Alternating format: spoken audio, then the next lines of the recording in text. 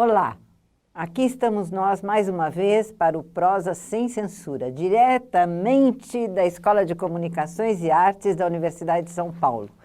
Estamos aqui para falar sobre liberdade de expressão, sobre censura e hoje sobre pornochanchada.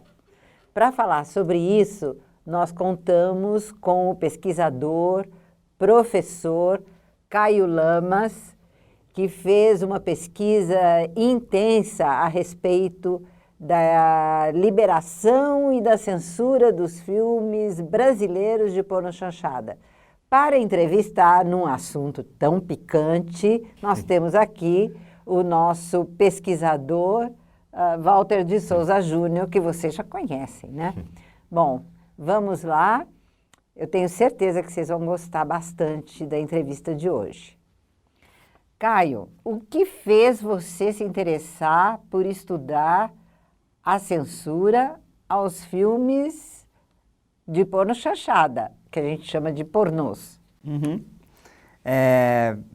Acho que o que mais me interessou foi que quando eu comecei a estudar a questão da censura durante o mestrado, estudando a censura, eu achei muito curioso que tinha uma produção, uma grande produção brasileira, dos anos 70 principalmente, de teor erótico, né, brincando com esses limites, né, do erótico, do pornográfico, enfim, lidando com as questões da sexualidade em plena ditadura militar. Eu achei isso muito interessante, assim, né, quer dizer, eu sabia que tinha censura. Então, eu fiquei instigado em saber como que a censura liberava isso, né? Quer dizer, como que... E é muito interessante porque é um período bastante particular da história do cinema brasileiro em que você tem além de uma larga produção, realmente muito filme, eram filmes muito rentáveis, eram filmes e que tinham um contato muito grande com o público. Isso é uma questão sempre muito cara, assim, ao cinema brasileiro como um todo, né? O contato com o público é sempre muito difícil. E essa época foi muito bom, assim, em termos de público, em termos de renda, em termos de tudo, né? Então, tudo isso, esse conjunto de coisas me fez interessar, assim, em estudar isso e essa produção. E, Caio, não entrando ainda na parte da censura, mas como é que se explica essa grande produção, essa intensa produção de pornochanchada? Havia alguma facilidade? Como é que os estúdios conseguiam produzir tanto? Existiam... Dá para falar vários fatores, mas eu acho que talvez o principal seja o seguinte. De uma maneira indireta, a censura beneficiou essas produções. Como assim beneficiou? Na época, anos 60, 70, já existia a indústria do filme pornô. Quer dizer, estava surgindo, mas já tinha. Emanuele é dessa data. Tá? Se a gente pega os filmes pornôs fora do país. Só que a censura proibia. Não podia entrar no país. Então ficou não tinha internet, né, óbvio. Né? Então você criou uma espécie de barreira para esse tipo de filme.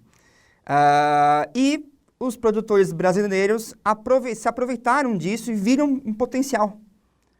Então, e eles investiram muito nisso, assim, nesse gênero que só eles podiam produzir, porque eles conheciam os limites da censura, eles brincavam com esse limite, eles sabiam mais ou menos, não era tão claro sempre, mas eles conseguiam lidar com a censura aqui. Então, isso deu um espaço, né? Fora outras questões, né? Acho que os anos 60, 70, esses temas da sexualidade estavam muito em voga, né? Então, os produtores embarcaram nessa, né? Mas beneficiados indiretamente por essa barreira que foi criada, né? Agora, não foi uma história linear da pornochanchada, ela teve várias nuances aí na década de 70. Você podia falar um pouquinho como é que foi? Claro. Assim, na verdade, o que se chama de pornochanchada começou com as comédias eróticas, em meados dos anos 60, tá? As comédias eróticas eram comédias de costumes que inseriam nas suas narrativas alguma outra cena um pouquinho mais picante, tá? E que tematizavam questões amorosas, okay? De relacionamento, amorosas, né, e tal. Esses filmes cariocas, especialmente, fizeram muito sucesso, tá? Então, A Viúva Virgem, por exemplo, um filme dessa leva, teve mais, se não me engano, teve com certeza mais de 1 milhão de espectadores. Né? E a partir disso, os produtores, os diretores e produtores perceberam que tinha um filão aí, que eles podiam explorar. Né? Enquanto isso, começa no meados dos anos 60 e prospera mais nos anos 70, nasce, vamos dizer assim, um polo de produção cinematográfico aqui de São Paulo, na região chamada Boca do Lixo. Tá? A gente pode... um outro nome que se dá, um pouco menos pejorativo a isso, é Boca do Cinema. Quer dizer, era um conjunto de produtoras, distribuidoras até, estúdios, né? Que ficava localizada na região da Luz. Né? Então, principalmente na Rua do Triunfo. A Rua do Triunfo era o grande vertente lá. Né? Era o lugar onde mais se concentravam os bares também, onde... os diretores conversavam entre si, com os atores, enfim. Né?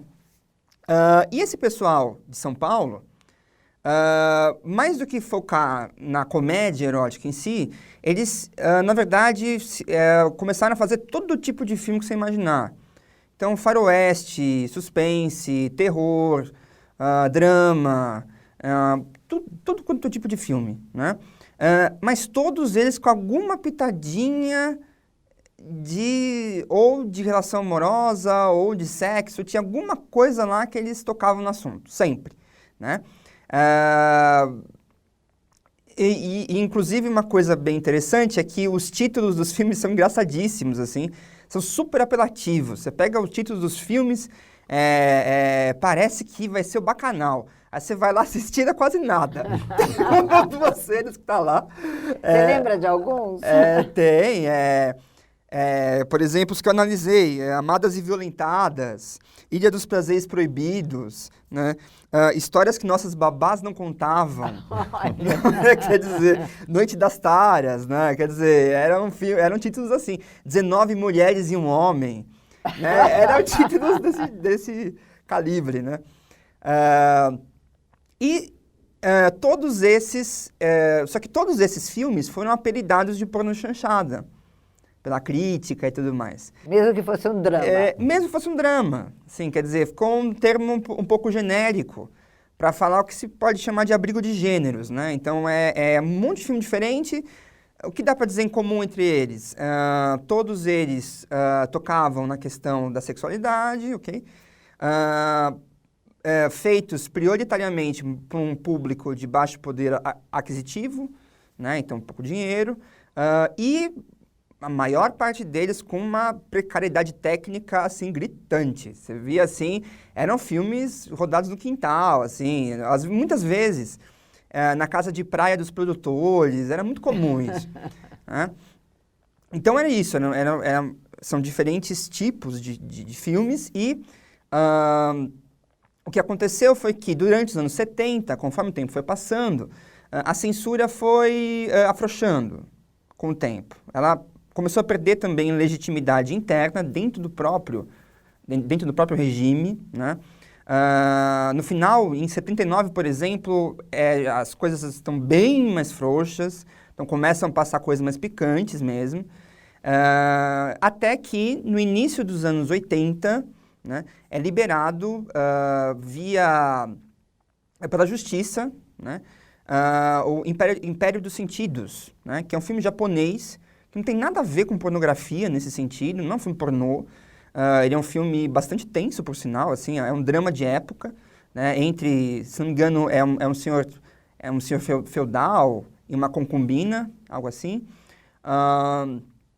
Só que tem cenas de sexo explícito, tá, que funcionam dentro da história, né? São até cenas de sexo explícito, assim, um pouco grotescas, o contrário, o corpo é exposto de uma forma um pouco repulsiva até. Mas, como foi liberado pela justiça, os produtores perceberam que dava para usar esse recurso, abrir uma jurisprudência. Né? Então, todos os filmes pornôs mesmo, com sexo explícito, começaram a ser liberados. Né? Um por um começou a ser liberado. Né? Então, o que a gente pode dizer de uma forma geral é isso. Então, começa com a comédia erótica, depois se expande para outros gêneros, né, de filmes. Ao longo dos anos 70 vai ficando cada vez mais picante, cada vez mais indo, ainda não explícito, mas indo neste caminho. Então, os ângulos de câmera, por exemplo, cada vez mais ousados, né, assim,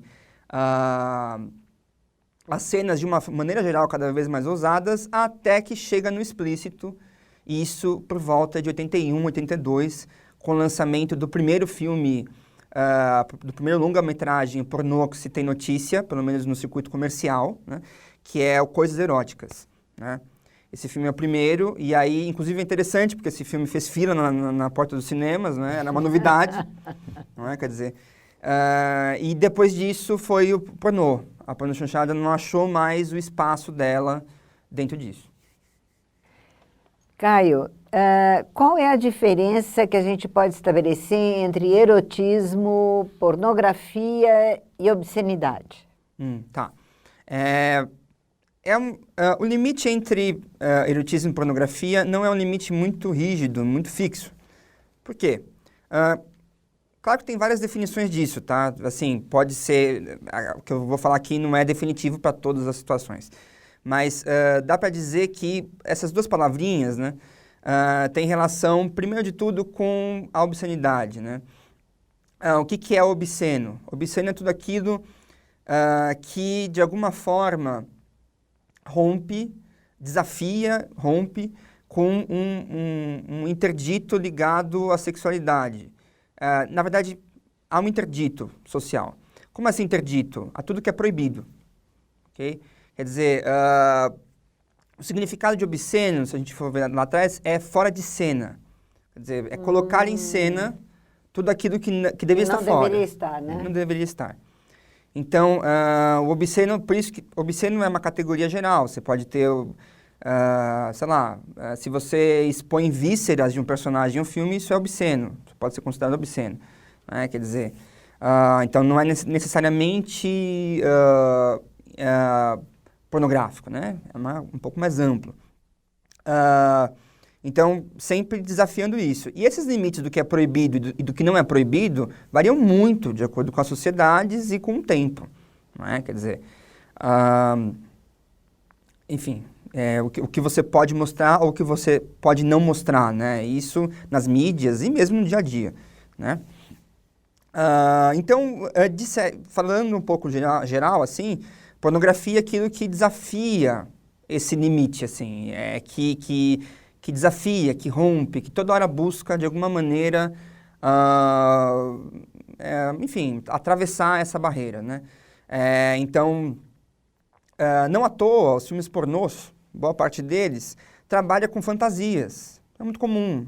Vamos dizer, coisas que a gente, enfim, poucas pessoas fazem. Quer dizer, né, sadomasoquismo, às vezes violência física, coisas assim. Explorar essas fantasias sexuais faz parte da pornografia. Né? Porque ela quer romper, ela quer brincar com isso, né? E o erotismo, na verdade, o erotismo é uma palavra mais nova, ela surge no início do século XX,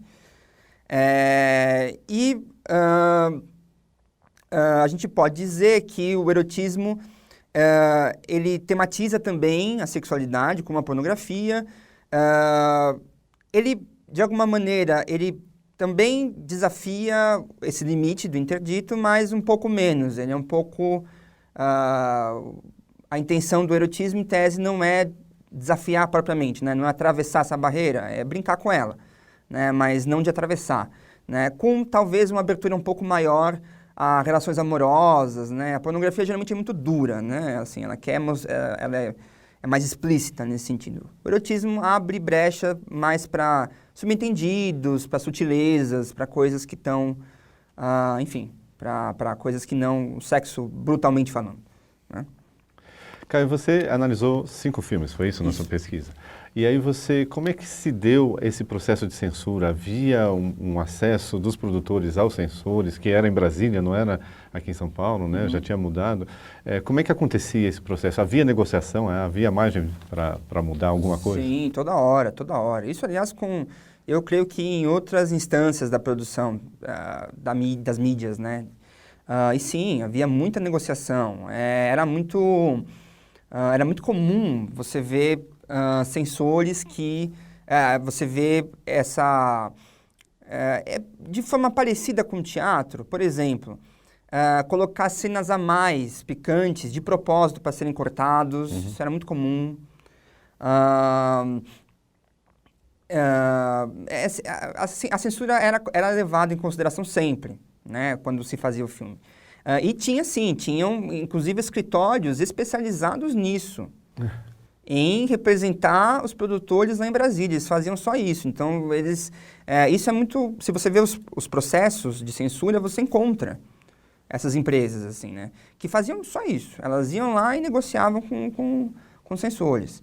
Né? Então, sim, de diversas maneiras você tinha, assim, essa negociação, né?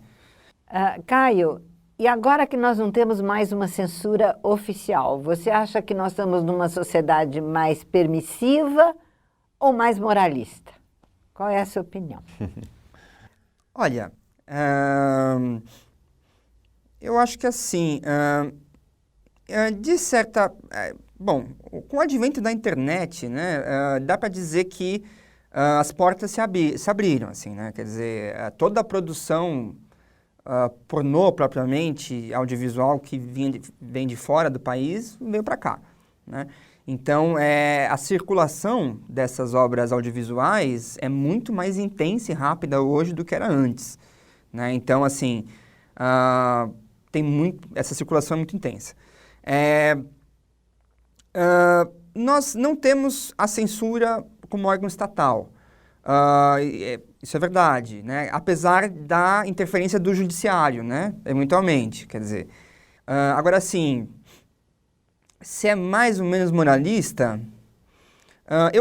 eu não sei dizer, porque, assim, na verdade, eu acho que é uma sociedade muito em conflito, assim, porque tem segmentos da sociedade que sim, né? Que... notavelmente os jovens, né, assim, que são mais liberais, assim, né, a gente está numa época que está mais livre nesse sentido, né, mas outros setores que não.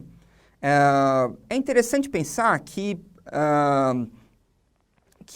o que se chama censura moral, né, que a sexualidade está no meio disso, né, foi sempre o recurso que legitimou a censura. Né? Vários segmentos da sociedade queriam a censura moral. Muito obrigada, Caio. Nossa, foi ótimo tudo isso que você contou. Obrigada, Walter, pela sua participação. E vocês, o que vocês acham? Que nós vivemos um momento mais liberal ou mais conservador? Que o sexo está mais liberal nos meios de comunicação, no cinema, na televisão? Ou, ao contrário, tem mais gente tomando conta? Escreva, dê a sua opinião. Se você gostou do nosso programa, dê seu like e não esqueça de acompanhar, porque nós temos muitas entrevistas que vêm por aí ainda. Obrigada pela sua atenção.